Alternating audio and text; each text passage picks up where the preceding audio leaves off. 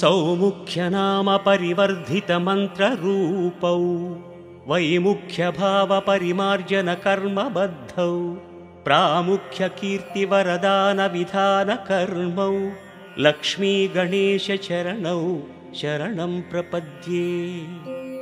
श्रेष्ठैकदन्तगजरूपनिजानुभाव्यौ गोष्ठीप्रपञ्चितपुनीतकथाप्रसङ्गौ प्रोष्ठप्रदायकसमुन्नतभद्ररूपौ लक्ष्मीगणेशचरणौ शरणं प्रपद्ये। राजद्विलासकपिलाह्वयरूपभासौ भ्राजत्कलानिवहसंस्तुतदिव्यरूपौ सौजन्यभासुरमनोविषयप्रभासौ लक्ष्मीगणेशचरणौ शरणं प्रपद्ये।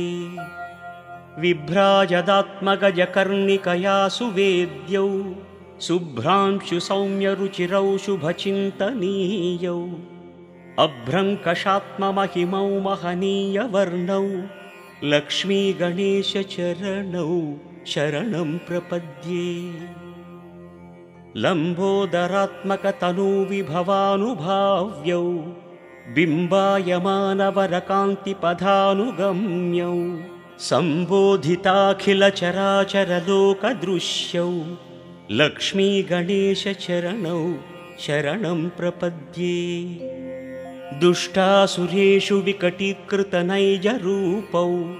शिष्टानुरनचणौ शिखरायमाणौ सृष्टिस्थितिप्रलयकारणकार्यमग्नौ लक्ष्मीगणेशचरणौ शरणं प्रपद्ये।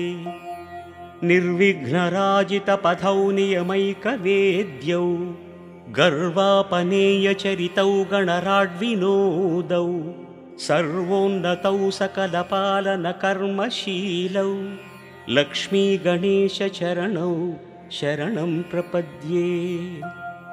गाणाधिपत्यपदवीप्रविभक्तदीपौ प्राणप्रदानकुशलौ प्रविलासभावौ त्राणोत्सुकौ निरतभाग्यविधानशीलौ लक्ष्मीगणेशचरणौ शरणं प्रपद्ये।